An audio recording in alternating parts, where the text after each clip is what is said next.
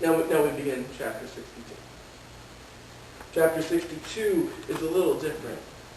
This is the hopes of the people of Israel. And by stopping in verse 5, we don't cover the whole story. What we get here is we get the perspective of Artaxerxes in verses 10 and 11 of 61 and 62 in the first 5 verses.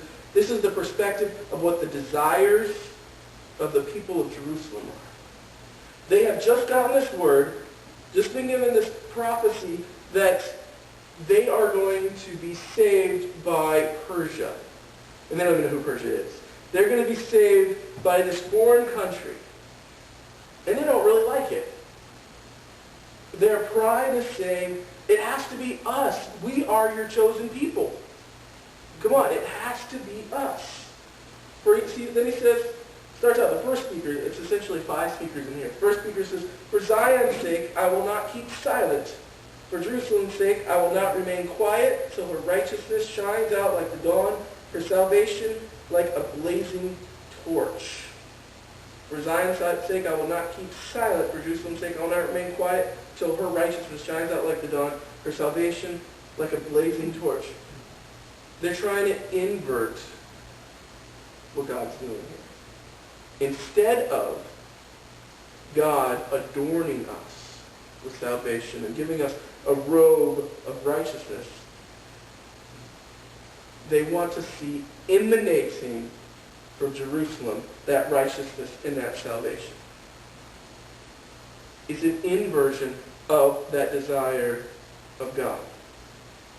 The second speaker says, the nations will see your righteousness and all kings your glory.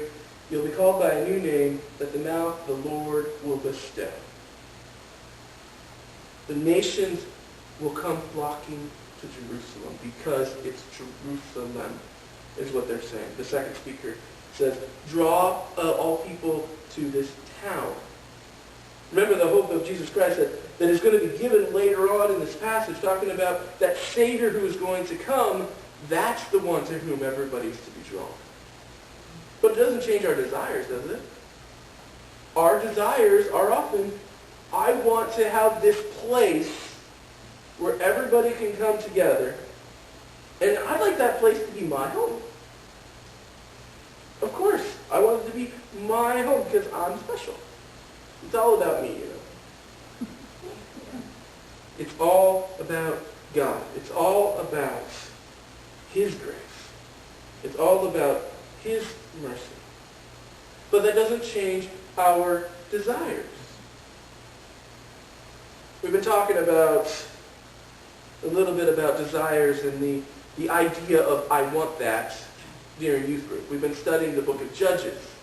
And this week, talking about love, we were looking at the story of Samson and Delilah. Perfect story to do during the week of Valentine's Day. And Samson's idea during this whole time is simply, I want that. That's his whole attitude of, he basically feels like whatever he wants, he can get. Whatever it takes. And so he has this girl that he's with, Samson and Delilah. Samson has Delilah, and the first thing she asks him is, so, what's the secret of your strength? Yeah, it's not simply what's the secret of your strength, but she was going to get 5,500 shekels of silver. She was going to be a rich lady for telling them how to do this. So what is she in love with? What does she want? I want that green, is what she wanted. And Samson told a fib, not once, not twice, not 3 times, but 4 times. But at the same time, you would think he would start to get it by the, second or third time. Fool me once, shame on me. Fool me twice, shame on you. Fool me 4 times and my name is Samson, apparently. The 5th time, he is overcome. Because the key thing that she does and says, she says those 3 magic words, I love you. She manipulates him with those words. And this kind of goes along the lines of how Judges works in the people of Israel's relationship with God. As they would go on, they would say, Lord, come back to me, please get rid of these people who are taking over us.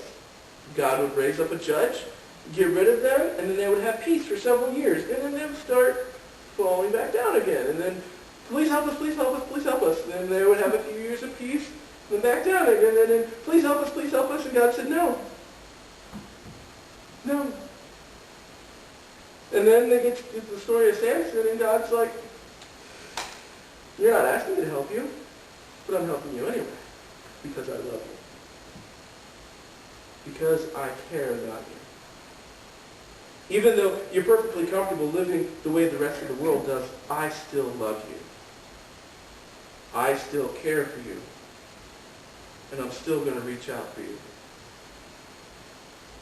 Even when we are in the pits of our own life, even when we're fallen to the depths, slumming it, doing whatever it is that we want to do, God still cares for us. That's a wonderful hope that we have, that he does care for us. And during that time, we may say, give me glory, look at me. But God's saying, no. You're supposed to focus on me. You're supposed to care about me. And you're supposed to care about others before you care about yourself. Don't be a selfish people. Don't be a selfish person. Care more about me than you do about yourself. Back to Isaiah chapter 62. Their desire is a desire that makes sense. No longer will they call you deserted. This is the fourth speaker.